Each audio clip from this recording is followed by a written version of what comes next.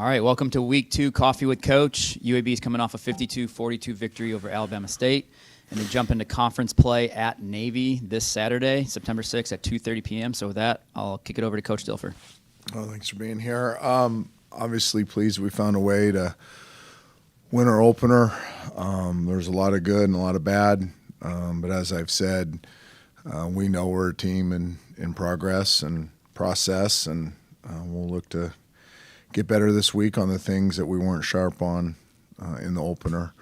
We have an incredible foe in front of us. Ton of respect for Navy's football program. Their head coach, Brian Newberry, is as good as there is in the business, and what they've done the last couple of years is pretty remarkable. So we have a great challenge ahead of us, and try to approach this week to find a way to find a win. Just after, watching tape and studying what happened in the game, defensively, kind of what were your assessments of, what went wrong, what went right? Just kind of your assessments of defense, after studying. I think the simplest way to put it is missed opportunities. We had a lot of opportunities to make plays, and we didn't. I don't think it was for a lack of effort. We just didn't make the plays that were available to us. And then they made a lot of plays. That quarterback is a special player. And that he was supported really well. They ran the ball hard in the run game. The receivers did a really good job finding space, finishing on plays. So missed opportunities on our end, and they capitalized on the opportunities we gave them. And you spoke afterwards about being depleted a little bit there injury wise, on defense. Is there a chance this week that you're get some of those guys back? Yeah, I think we'll be much healthier this week. The extra couple days really helped us. There'll be some guys that will be back later in the week, but they should be ready for the game. So we should have more assets available to us. Yeah, how much can you take from the first game heading into this one because you're going up against such a different offense? Yeah, I don't know if there's much. You really got to focus on you. We have so many things we need to get better at, which we've been very honest about. Like we knew we were going to have to be a team that gets better every week. So I think the danger here is making this about them instead of us, and we have a big week ahead of us with a lot of things we have to improve on, and to even give us a chance to go up there and win. On the flip side, the offense was really good for y'all. I think you didn't allow a quarterback pressure, and then you ran the ball really well. Is similar game plan against the Navy? I think everything's different week to week. Navy creates a whole nother set of challenges. I thought that the biggest thing I was proud of with our offense was they were decisive. We made mistakes. There was a lot of things that could have got us in trouble that didn't, but at least they were full speed. They were decisive. They were there was great effort on the offensive side for the most part, and when you do that, good things happen. From a mentality standpoint, you're going from a team that you just played that kind of surprised people. I don't know if they surprised you, but like in terms of making it close, and now you're heading into a game where you're a big underdog. Do you take anything from an Alabama State? Do you tell your players of how they approach the game?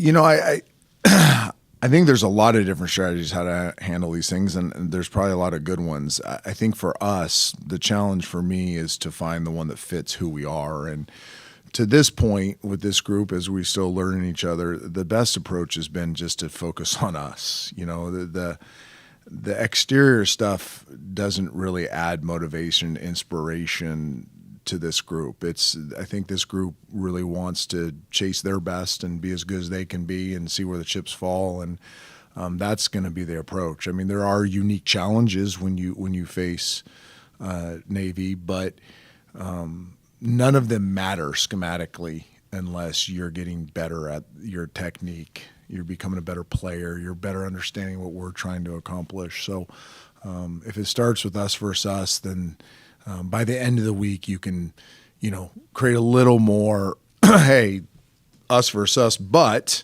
hey, this is what they do, and this is how we have to handle it. But really, we got to get better everywhere.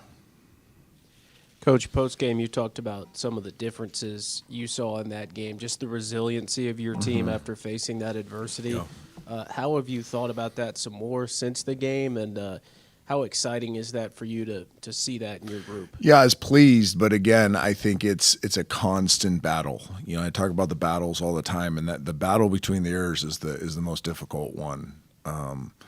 And just because we did it once doesn't mean it's ingrained into our DNA yet. So when I say us versus us, that's a big part of what I'm saying is we got to handle the mental game, the mindset well this week.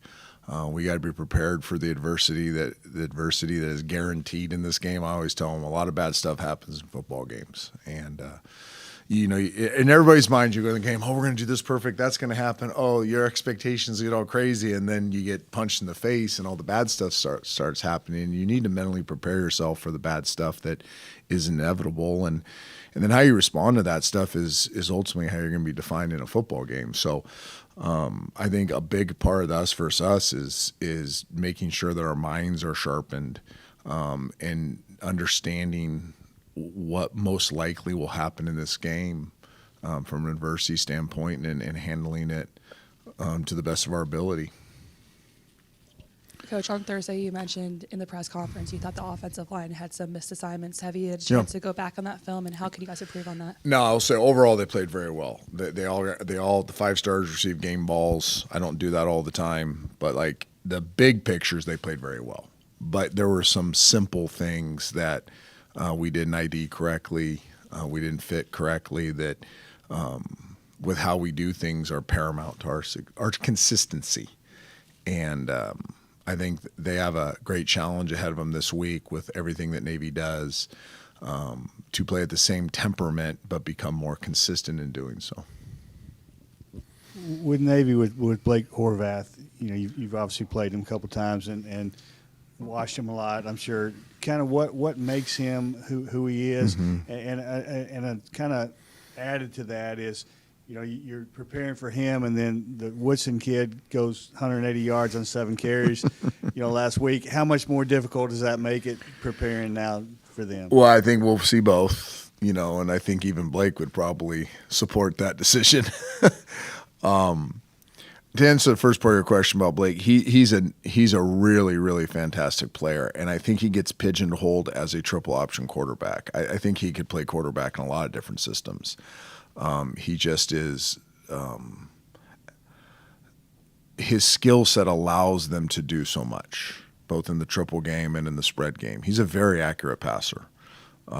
He's a very decisive passer. You know, what they do in the passing game is very effective and explosive, and he executes at a very high level. He doesn't get the easy throws. You know, a lot of his throws in the game are high impact, difficult throws, and he's very consistent making them. And then his ability, he can take it 80 anytime. You know, he's an elite athlete. He's tough. He's super smart. You know, a lot of what they do is on him at the line of scrimmage. So he makes a lot of decisions for them at the line of scrimmage, and he's very good at it. So, you know, I thought we played a great quarterback last week. We played another great one this week. So it's a huge challenge for our team. It's not just a defensive challenge. You know, I think it's a team challenge when you play a player that is that exceptional. That you have to know it as a football team and play accordingly. And for you, with Iverson Hooks, it seemed to me like he was playing faster, you know, last week than he was last year. I mean, is he kind of back to where he was when you first got here before he had that knee injury? It's a great question, Steve. Yeah, I remember the first day I ever saw this group practice on the outdoor field. It was winter training, and they were just running some routes, and coaches weren't out there, and I was looking from up here, and, you know, I didn't even know who he was yet. And I said, wow, that looks different, you know, and he's finally back to that. He's playing at a very high speed. He's healthy. He's strong. I think the offseason program was very beneficial to him. And he's practicing and playing, so in one game, but he played the way he's been practicing, which is fast, decisive, strong, you know, super engaged in the game, very competitive. I thought his blocking He showed tremendous effort. He's never going to be a dominant blocker at his weight and his size, but his effort was there. And so yeah, he's had a really good winter and fall or summer camp, and looking for him to have a tremendous fall. From a leadership standpoint, what have you seen from the way Jalen's kind of progressed, and how important is that heading into a road trip? Yeah, I think it's huge. He continues to grow as a leader. He's always had what I always called a fun way of leading. He's a fun kid. He's not he's not a yeller and screamer. He's just more of a conversational type guy. And I've seen him take steps in confronting drama in the practice environment and nipping it in the bud. I've seen him be challenged and respond well. And but again, I think he's like everybody else on the team. He's growing, but he needs to grow a lot more. And I think he's aware of that. And hopefully we'll be a team that continues to get better in every element, not just how we play, but how we lead and how we come together. And Jalen's a big part of that. Obviously, it's tough to win on the road, but that's something you've struggled with here. Just what's the biggest thing that, has been the problem, and where do you see that improvement? Well, I've tried to put my finger on it, obviously, and nothing's worked to this point. I think over the off season, diving into this heavily,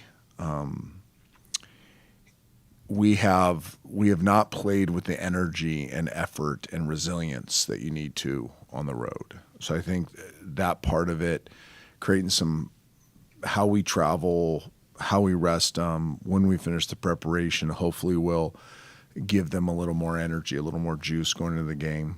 I think there's a style of football that wins on the road too, and we have not played that style of football. We have not played good defense.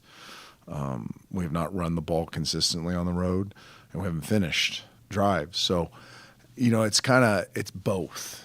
You got to have a better mentality, but you also have to play a style that wins on the road. And an interesting exercise, if you want to guys do it, go to the road winners this past week in equally matched or semi-equally matched games and just do a breakdown of them. And there's typically a way that you can go on the road and win the game, and teams that win on the road do it, and the teams that don't. And we have to be good enough to play that style of football. Coach, I'm sure not the start defensively you guys wanted with that new coaching staff. What have the conversations been like with Coach Russ, and what do you think his message to the guys will be ahead of this game? Well, I'll let him, man. I try not to speak for other coaches. I just know that, there's obviously disappointment when you don't play to your standard, but at the same time, one of the reasons you're in this profession is to help kids fix it. And I think the first thing is we all take a look in the mirror as coaches and see if we could have done a better job helping them get ready, and then give them the tools during the week to fix it. The great thing about football is, you can flush it. A lot of times what happens one week doesn't carry over the next week. So we have to flush some of the things that happen, but then learn from them and make sure that you give the kids the tools to go out there and fix and make the corrections they need to make. I think our players, talking to them briefly Saturday morning when they were back in for a little workout and light practice was, they're excited about, the next opportunity. And, people will forget about Alabama State if they go up to Navy and play a good game defensively. So that's the opportunity that we have, and I think that'll be the focus this week. From a special teams perspective, with punt and kick return, what did you think about that? I thought we did a really good job. Again, I think it's been one of the bright spots all of last year and to start the season. I thought we were very solid in the kicking game. We will continue to press into the kicking game because that's where the inches are won.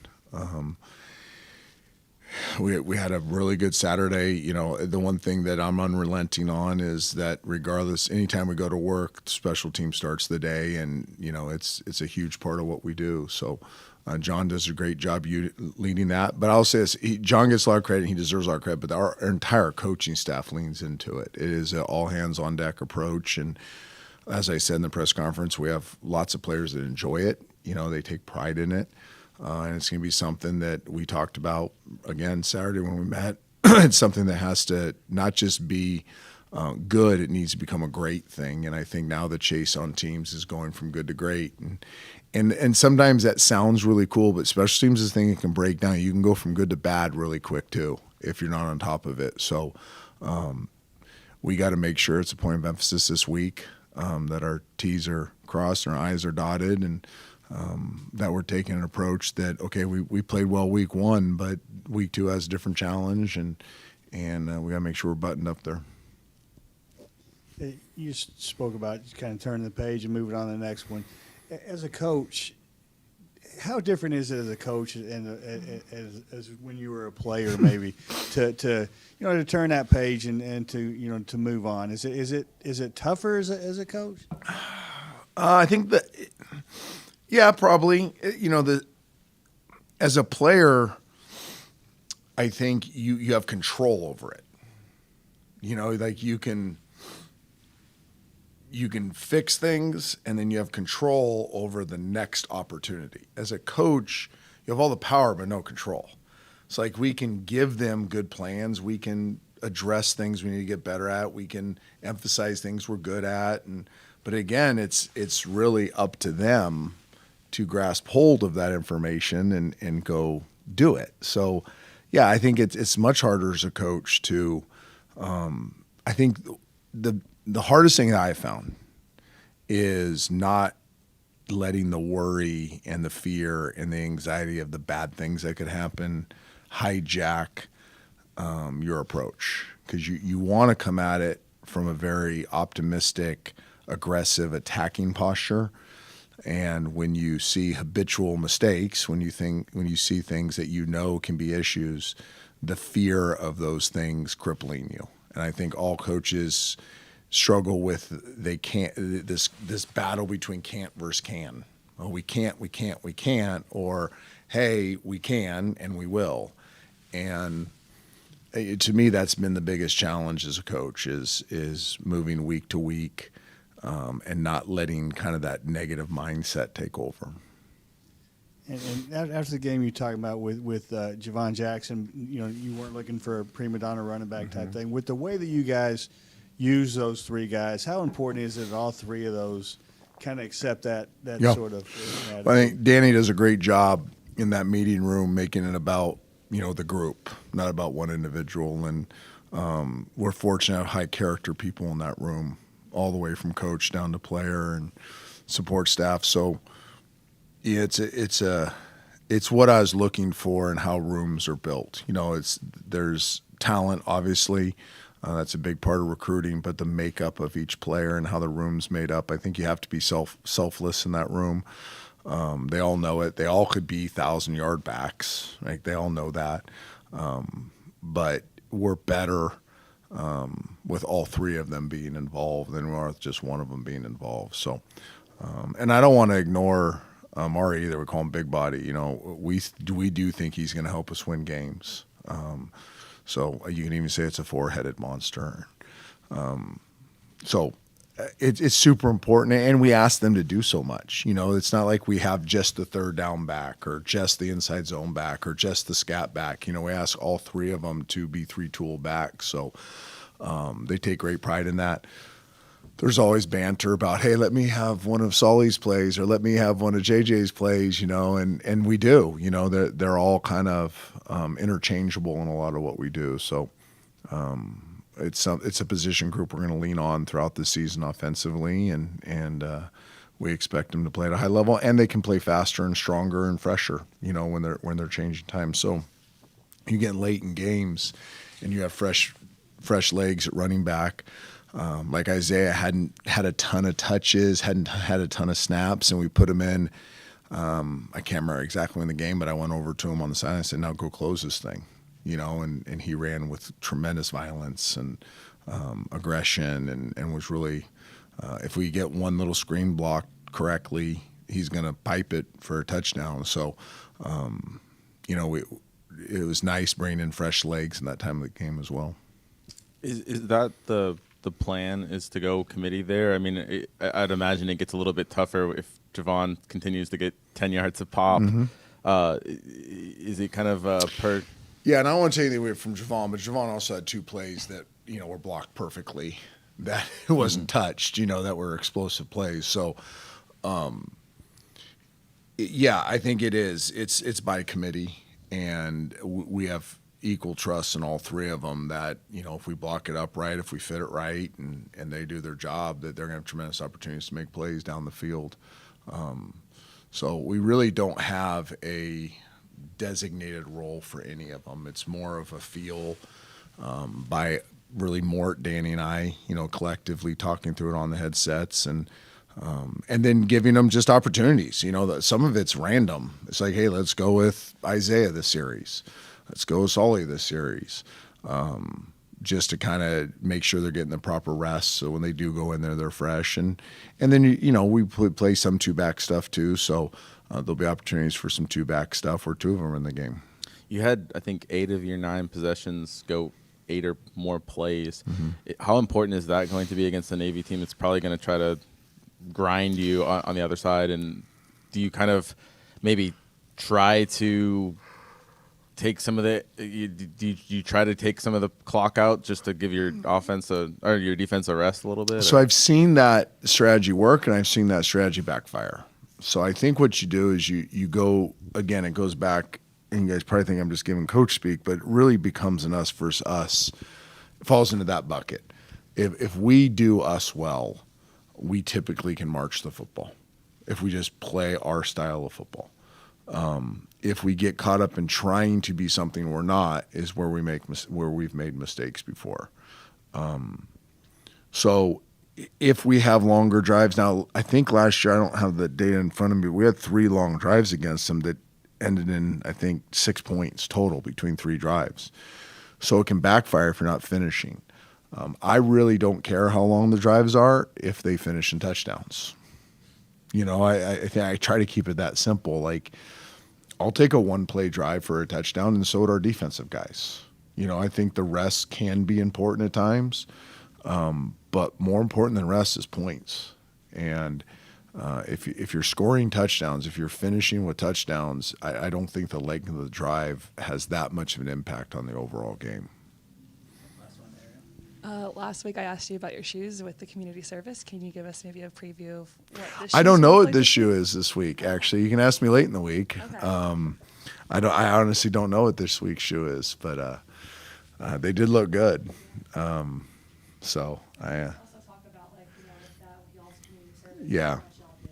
Well, it's a big deal. I continue to, and thank you for continuing to ask me the question, but part of teaching this group how to live for something bigger than themselves is really our focus on service. And it's not easy. I mean, those of you who've done it, you go out on your day off or an afternoon off, and instead of sitting on the couch or watching a movie or scrolling Instagram, you're out there getting your hands dirty. It's a hard thing to do, and our players have embraced that and really, as I've said many times, love this community, love the 99 neighborhoods downtown, and just really are invested in it. You have some, in fact, today, I think we have a group out today serving.